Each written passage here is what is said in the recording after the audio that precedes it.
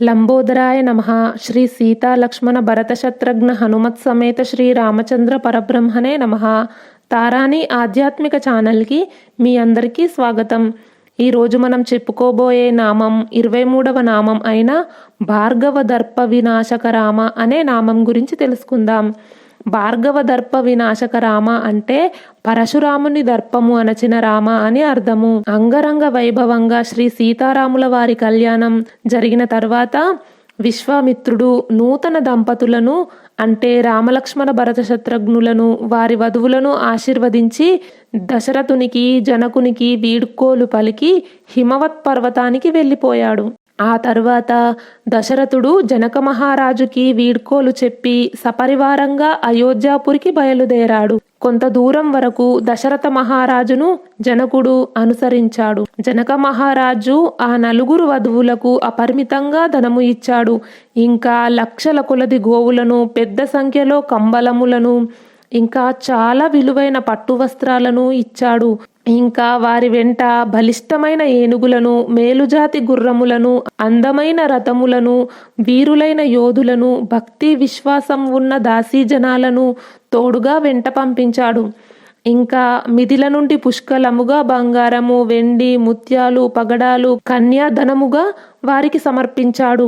ఇంకా లెక్క పెట్టలేనంత సంపదను నలుగురు కుమార్తెలకు కానుకగా బహుకరించిన తరువాత జనక మహారాజు దశరథుని అనుమతితో అంతఃపురమున ప్రవేశించాడు.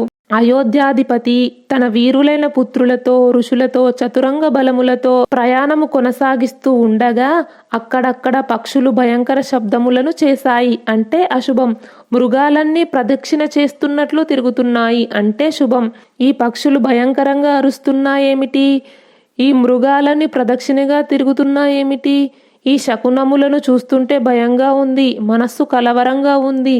దీని అర్థం ఏంటి అని దశరథుడు అడగగానే వశిష్ఠుడు ఈ పక్షులు భయంకరమైన అరుపులు రాబోవు అశుభాన్ని సూచిస్తున్నాయి. ఈ మృగముల ప్రదక్షిణలు రాబోవు వాటికి ఉపశమనమును సూచిస్తున్నాయి కాబట్టి ఏమీ కాదు, భయపడకు అన్నాడు. వీరు ఇలా మాట్లాడుకోగానే భూమిని కంపింపజేస్తూ అందమైన చెట్లు పడగొడుతూ ఒక పెద్ద సుడిగాలి వీచింది. వెలుతురు పోయి చీకటి ఆవరించింది. దిక్కులన్నీ వెలవెలబోయాయి. దశరథుడు, ఆయన కుమారులు, వశిష్ఠుడు, ఇతర మహర్షులు మాత్రం చైతన్యంగానే ఉన్నారు. కానీ భయంకరమైన చీకట్లో భస్మము కప్పబడినట్లు అయింది ఆ సేన. ఆ సేన జమదగ్ని మహర్షి కుమారుడు అయిన పరశురాముణ్ణి చూశారు. అతను జటాధరి అయిన ప్రళయకాల రుద్రునిలాగా భయంకరంగా ఉన్నాడు.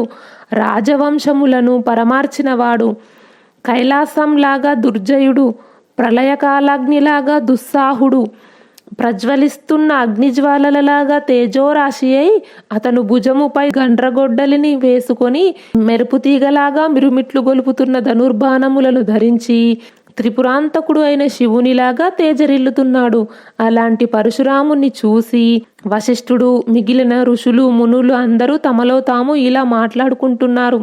పూర్వము క్షత్రియుడు అయిన కార్తవీర్యార్జునుడు ఇతని తండ్రి అయిన జమదగ్నిని చంపడంతో కోపాన్ని తెచ్చుకొని ఈ పరశురాముడు ఇప్పుడు క్షత్రియులను చంపడానికి రాలేదు గదా, మరి ఇంతకు ముందు క్షత్రియులందరినీ హతమార్చి మళ్ళీ ఇప్పుడు ఇతనికి క్షత్రియులను చంపే కోరిక రాలేదు కదా అని వాళ్ళలో వాళ్ళు మాట్లాడుకుంటూ మునులంతా పరశురాముని పూజించడానికి అర్ఘ్య పాద్యాది ద్రవ్యాలను తీసుకొని రామ రామ అని మధురంగా పలుకుతూ భయంకరుడైన ఆయన దగ్గరికి వెళ్లారు. జమదగ్ని కుమారుడు ఋషుల పూజలను అందుకొని దశరథ కుమారుడు రామునితో, ఓ దశరథ రామ, నేను నీ పరాక్రమము అద్భుతం అని విన్నాను. సర్వలోకములలో ప్రతిధ్వనించిన ధనుర్బాణంగా ధ్వనిని కూడా పూర్తిగా విన్నాను.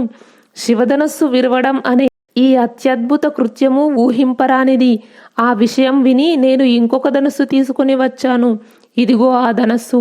ఇది నా తండ్రి జమదగ్ని మహర్షి నుండి నాకు లభించింది. భీతిని కలిగించు ఈ మహాధనువు శరముతో సంధించి నీ బలమును ప్రదర్శింపుము. ఓ రాఘవ, నీ బలాన్ని చూసి వీరులతో ప్రశంసలందుకునే నాతో ద్వంద్వయుద్ధాన్ని చేయడానికి నిన్ను అనుగ్రహిస్తాను. ఈ మాటలు వినగానే దశరథ మహారాజు ముఖంపై విషాదం నెలకొంది. ఆ తర్వాత అతన్ని నమస్కరించి, ఓ భార్గవరామ, నీకు క్షత్రియులపై కోపము చల్లారింది కదా, పసిబాలురైన నా పుత్రులపై దయచూపుము అని దశరథుడు ప్రాధేయపడినా పట్టించుకోకుండా శ్రీరాముడితో పరశురాముడు, ఓ శ్రీరామ, ఈ దివ్యధనస్సులను విశ్వకర్మ నిర్మించాడు. అతిశక్తివంతమైనవి.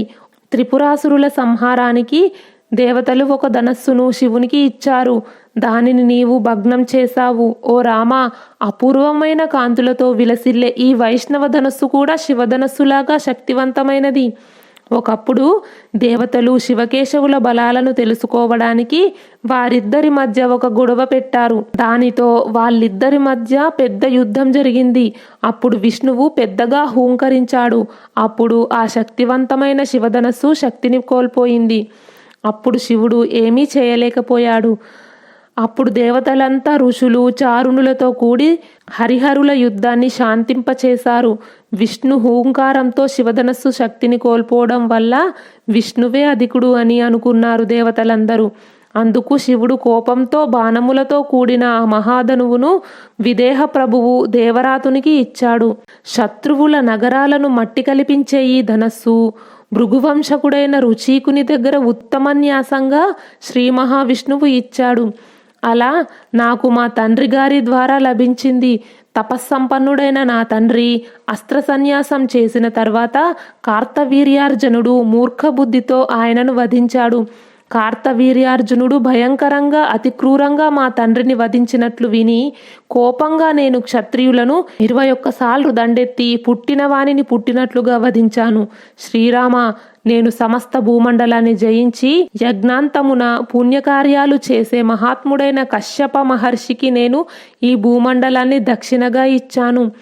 తపోబలంతో మహేంద్ర పర్వతంకి చేరి దేవతలు సంచరించే ఆ పర్వతం మీద తపస్సు ఆచరిస్తూ ఉంటాను. ఓ మహావీరుడైన రామ, నీ నిరుపమాన పరాక్రమంతో శివధనస్సును విరిచినట్లు విని వచ్చి తిని. ఓ శ్రీరామ, ఈ బాణమును మహాధనస్సుకు సంధించి అప్పుడు నాతో ద్వంద్వయుద్ధం చేయడానికి నాతో రావచ్చు, నీకు అనుమతిస్తాను అన్నాడు. శ్రీరాముడు వైష్ణవ ధనస్సును ఎలా ఎక్కుపెట్టాడో, పరశురాముని దర్పాన్ని ఎలా పోగొట్టాడో వచ్చే వీడియోలో తెలుసుకుందాం. ఈ వీడియో గురించి మీ అభిప్రాయాన్ని కామెంట్ బాక్స్లో తెలియజేయండి. ఈ వీడియో నచ్చితే లైక్ చేయండి, షేర్ చేయండి. తారాని ఆధ్యాత్మిక ఛానల్ని సబ్స్క్రైబ్ చేయండి. బెల్ ఐకాన్ గుర్తుపై క్లిక్ చేయండి. ఇంతవరకు ఈ వీడియో చూసినందుకు మీ అందరికీ ధన్యవాదాలు. లోక సమస్త సుఖినో భవంతు. కృష్ణార్పణం.